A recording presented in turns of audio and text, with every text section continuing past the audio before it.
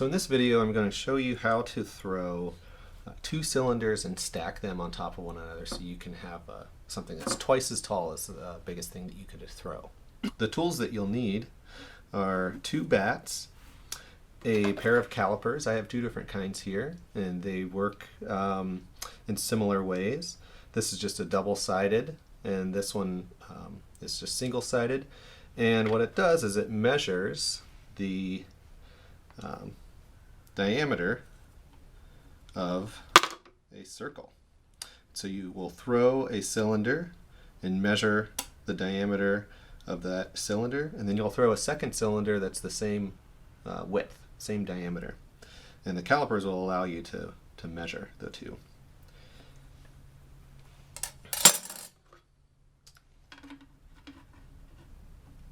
So you have one bat ready to go. You also need two balls of clay, typically roughly the same size, but they don't need to be. You just need to make the diameter of your cylinders the same. I have one that will be the bottom cylinder here, and I'm going to throw that second. So we'll leave this covered with plastic and set it aside. So the first cylinder that I'm going to throw will be the top cylinder, the one that I'm going to stack on top of the other one. And I want to throw this as a pipe. I want to open all the way to the wheel head and pull it out. So this is a cylinder without a bottom. So then when I stack it on top of the other cylinder, it will be open all the way.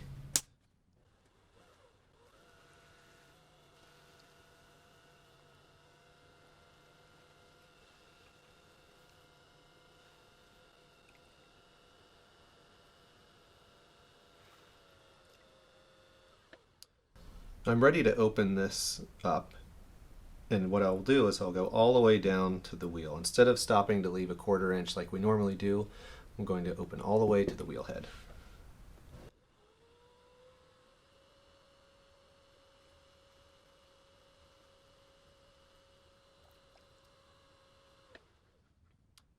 I've opened all the way to the wheel head, and now I'm going to pull out to create the diameter of cylinder that I want.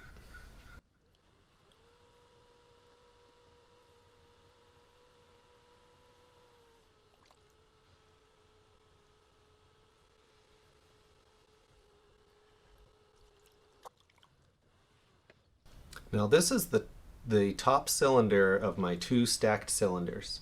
That means when I stack these, I'm planning on throwing a bottom one and taking this one and flipping it upside down and putting it on top of the other. So when I flip that upside down and put it on top of the other, this will become the top of the pot that I'm making. So I want to make sure that that's not too thick or that isn't a super irregular shape, so I don't have a lot of work to do when I'm finishing the lip. So I'll still use my wooden rib with the right angle, and I'll come in here and I will create a nice sharp transition from the bat up to the wall.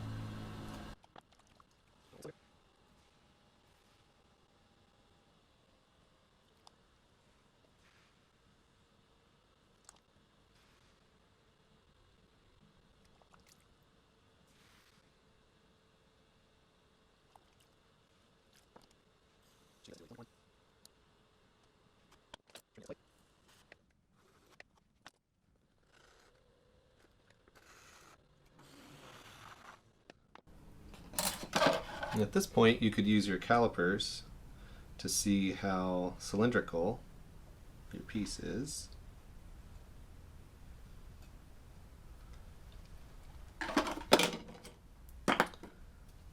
Looks like mine has a little bit of a belly. Bring that in.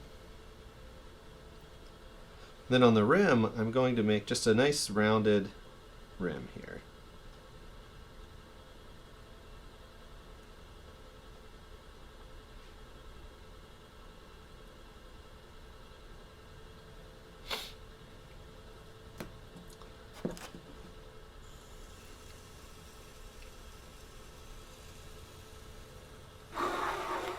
Make sure it's nice and straight.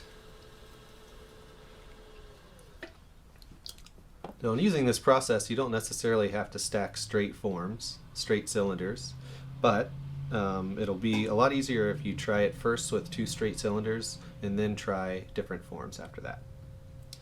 So I think this is ready, and what I'll do before I take it off the wheel is I'm going to measure this. Now that will be the diameter of the next cylinder that I throw. So then they should fit mouth to mouth.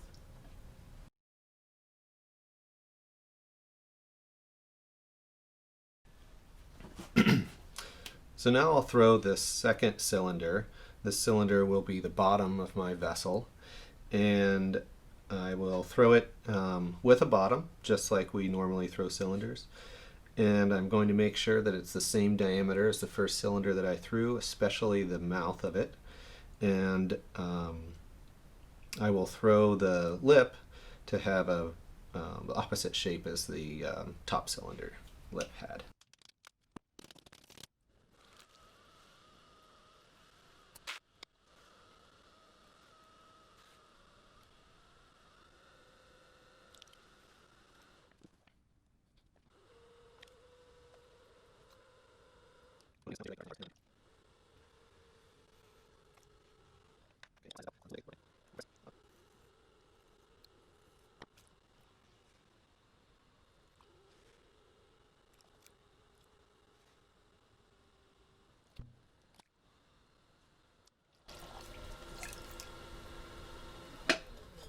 I'm going to measure my cylinder. Looks like it's too small at the top and just right at the bottom, maybe a little thick at the bottom. So I'm going to change that shape. So I'm going to stretch out the lip so that it's the right diameter.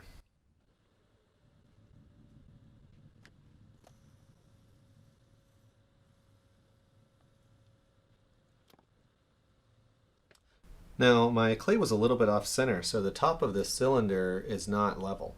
I'm actually going to cut the top of the cylinder to make it level so that I can stack the other piece on top. So I'll use my needle tool. I'm going to hold it in my hand like this, and I'll come in and cut off the rim.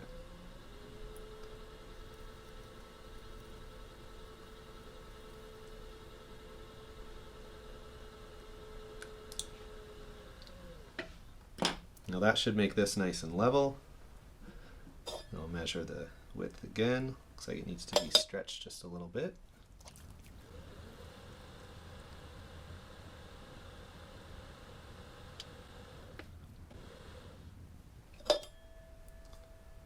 And that's just right. So with my top cylinder, there was a rounded lip, and for this one I'm going to make an indentation.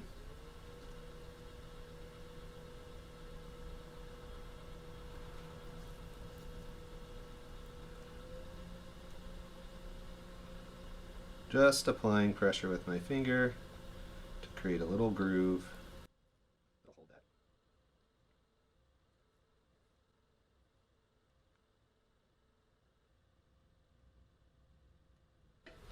Now before I stack the other cylinder on top of this, I want to let this set up a little bit. But I don't want this rim or the rim of my other cylinder to dry. So what I'll do is I'll cover this with plastic, and I'll let the body of the cylinders dry out just a little bit so they have a little bit of a stiffness to them. So when I put them together, I can manipulate them and they won't be as, they'll be a little bit stronger.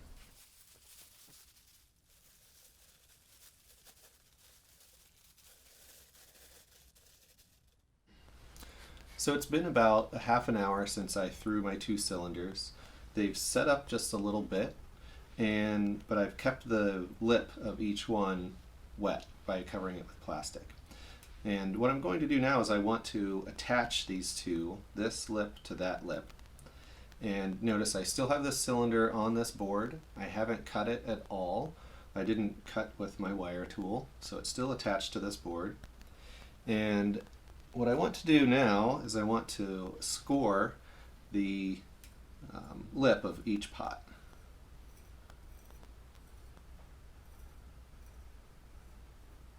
And I'm going to score down inside, not just on the very top. Now this clay is very wet because it was just thrown and then covered up, so I don't really need to add any water to create slip. It's already tacky and sticky enough. Just a good score will do it. Not worried about going too far down. And then with this piece, this is the cylinder that has a bottom on it. This is where I'm going to score this edge as well.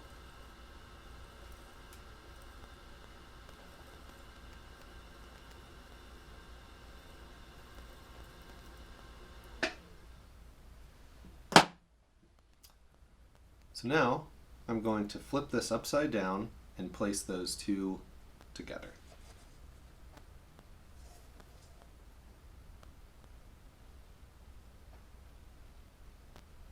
Line them up as best you can.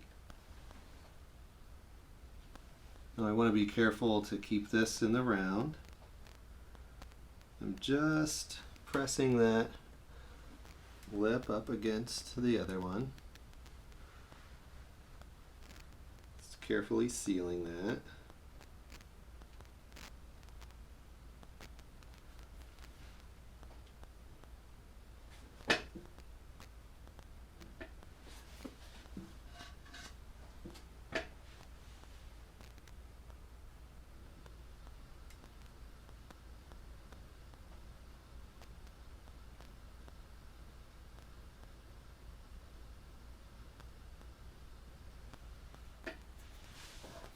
And now I'm ready to cut this top bat off. I think I'm going to use my needle tool and line it right up to the edge and then slowly rotate the wheel,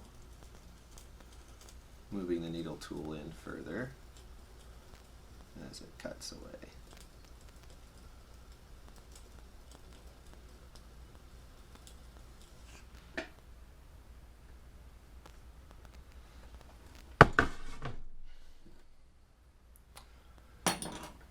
Now I have this quite tall cylinder.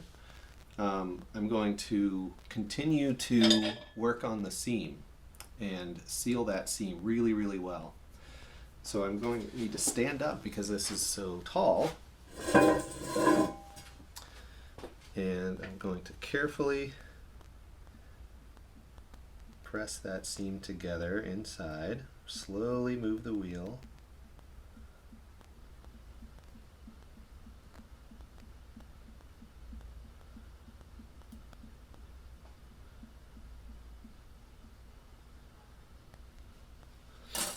Now I'm going to try to actually throw that seam a little bit. Add a little bit of moisture to the outside.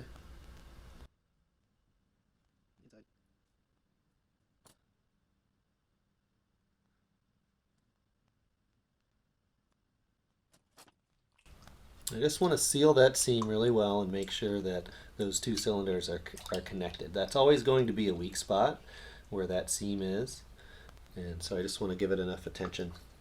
And I'm actually going to use two ribs, one on the inside and one on the outside, to help compress that seam.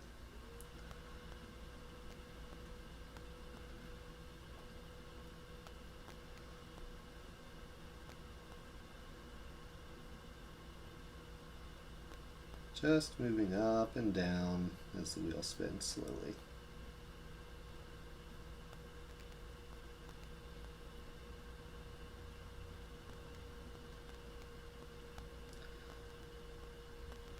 I'm not applying very much pressure.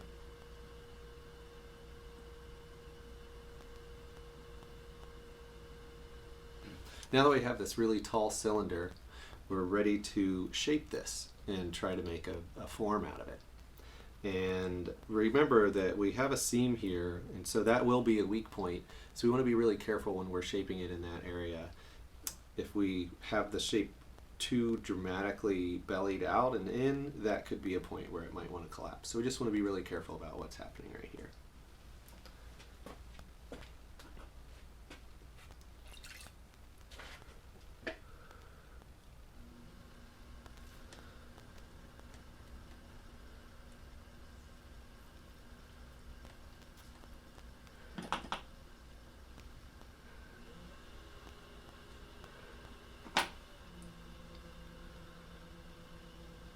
always want to make sure that you don't have water sitting in the bottom, but we need the walls to be damp so we can shape.